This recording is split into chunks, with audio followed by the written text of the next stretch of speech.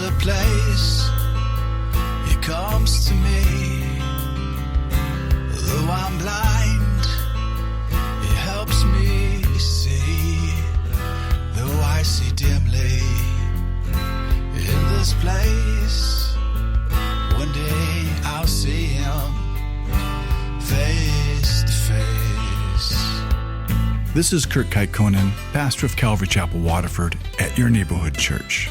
Today on Face to Face, we'll be in the book of Genesis. So grab your Bibles and let's get started. If you want to hear this complete message in its entirety, go to yourneighborhoodchurch.com, where you can download Your Neighborhood Church app at the App Store. And then these men told Lot exactly what they really thought of him. And they say, so you think you're one of us? So you think you're better than us? So you think you can judge us? And that's all because Lot called what they wanted to do wicked. And that's what happens to us when we point out somebody's sin. And even if you're pointing it out in love, they'll always look back at you and they'll say, you can't judge me. But then we can also kind of find ourselves saying those things if someone's pointing out our cherished sins. And then the angels that Lot was trying to protect, well, they end up saving him. And the angels, they struck the whole crowd with blindness.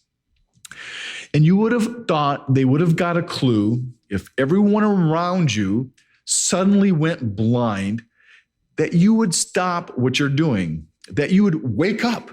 But they didn't, because they were so impassioned in their lust that they just kept trying to go for the door.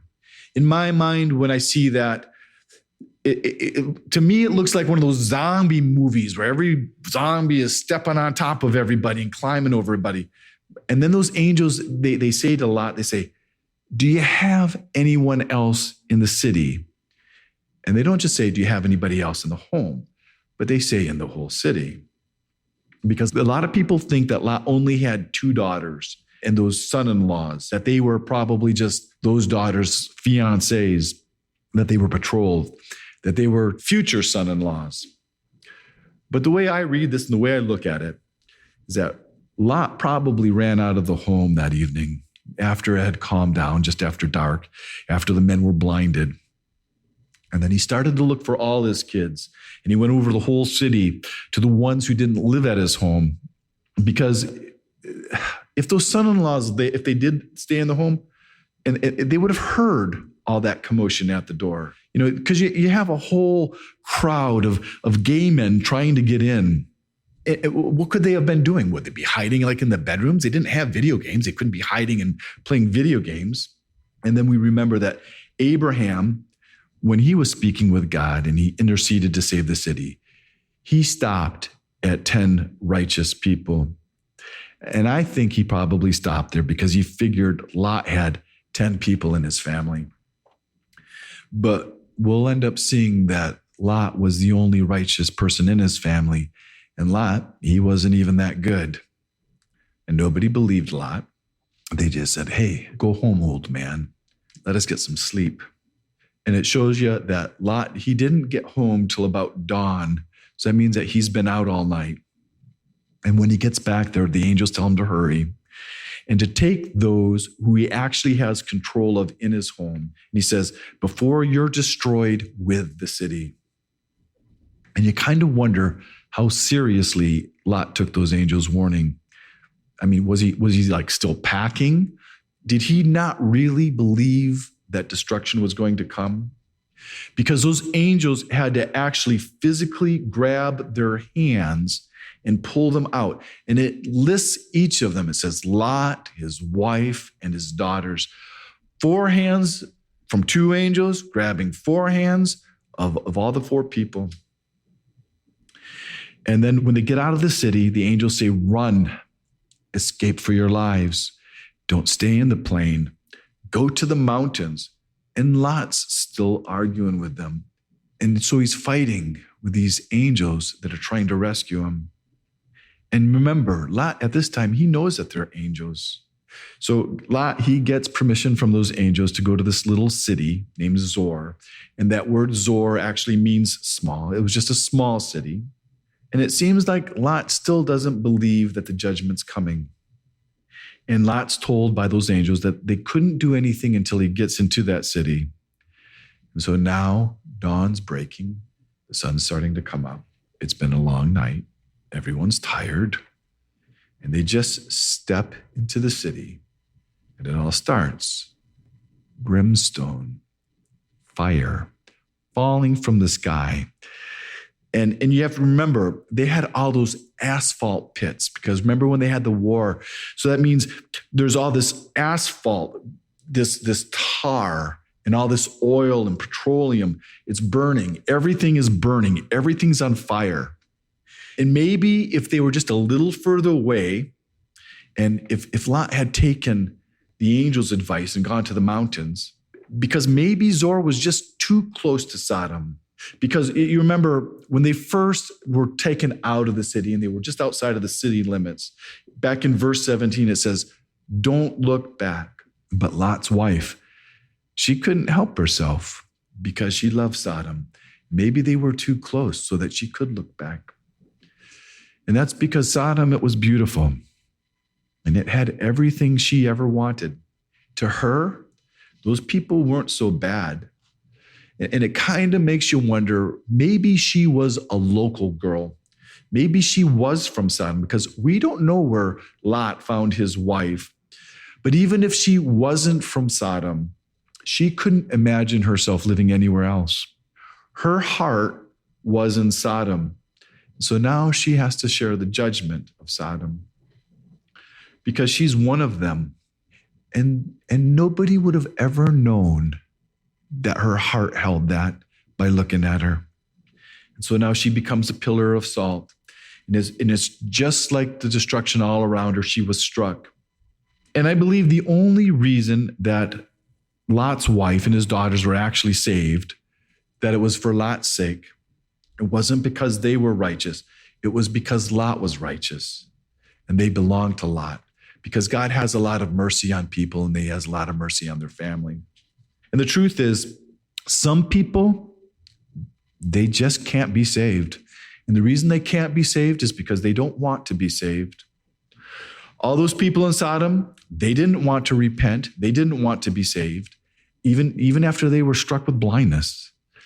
The son-in-laws, they didn't want to be saved because nobody really thought there was anything to be saved from. And that word for Lot's wife looking back, well, that word actually means she longingly looked back. It wasn't like she accidentally got a glimpse of the destruction. And some people would say, well, Lot's wife, she was judged because she wasn't a believer. But that wouldn't be true. Because Lot's wife, she just entertained angels at her house the night before. And she was probably among the people that were rescued by Abraham. So she probably knew Abraham, and she knew what God said, and she believed it. Her problem was that she just loved Sodom more than she loved God. And if you go to that area around the Dead Sea today, there is absolutely no vegetation at all. It's dry, it's hard, and it's a salt wasteland. And there's a hill out there, and they call it Mount Sodom. And outside of that hill, there's a pillar, and it's a salt stone, and they call it Lot's wife. But there's a lot of those pillars over there, and if you're with a guide, they'll point to any of those pillars and they'll say, there's Lot's wife. There's Lot's wife. So Lot only had one wife, but also in that area, not far from there, on the Jordan side of the Dead Sea, they have found two small cities that were from the Bronze Age that had been destroyed by fire. We don't really get our lesson here from Genesis, but where we find our lesson, it's in Luke chapter 17, 26. And that lesson is given to us by Jesus himself. And what he talks about there, he talks about this judgment during Noah's days, and he links it with the judgment of Sodom. But he also tells us about him coming again and how the last days will be like these days. And what he says to us is he says, remember Lot's wife. And I think what he's saying there is that we need to look at the coming of Jesus and not look at the culture. And we don't need to look back at the world when we know the truth and when we see it coming, and not to be surprised. Because you have to remember that day in Sodom was just a normal every day. The sun came up. It was a nice day. The sun was out, and Lot was there and he was still doing business. But you see, Lot, he did lose everything. He lost all his wealth. He lost more than half his family. He did not lose his life, but this whole thing started with just a little compromise.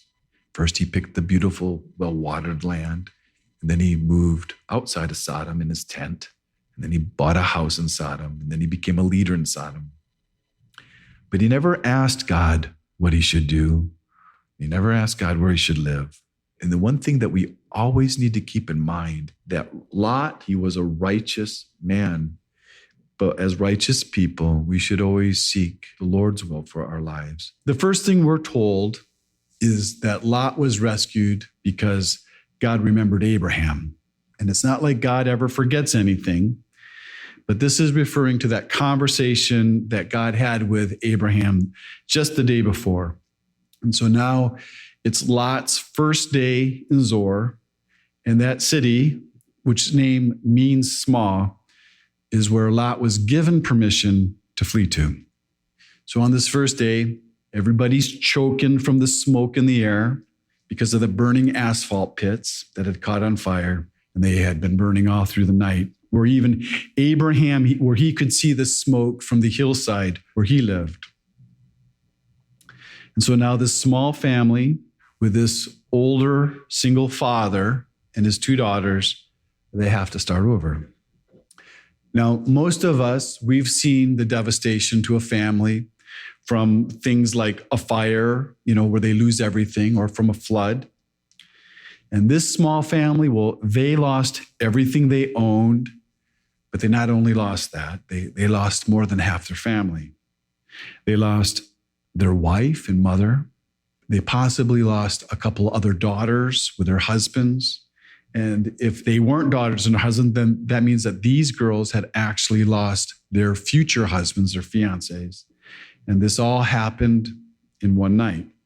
But this wasn't a house fire where the whole community can gather around them and come together and restore some of their losses. They lost everything that they knew in their life, everything they had known, everyone, everything. And there wasn't even anybody left to cry with. But just yesterday, the day before, everything was normal. In fact, it was a perfect day. And it's probably going to be their very best memory. And that'll probably be the memory that they'll always look back to. Now, we as people, we have all had experiences like this, where yesterday, everything was fine. You were making your plans for your future. And then something happens and everything changes. You've been listening to Face to Face. Face to Face on this radio station has been provided by Your Neighborhood Church. If you want to help support Face to Face and put this program on other stations just like yours, you can contact us at yourneighborhoodchurch.com or write Your Neighborhood Church, P.O. Box 500, Romeo, Michigan 48065. There's a place he comes to me. Though I'm blind, he helps me see. Though I see dimly in this place, one day I'll see him face to face. Tune in again tomorrow at this same time as we continue to go through the Bible.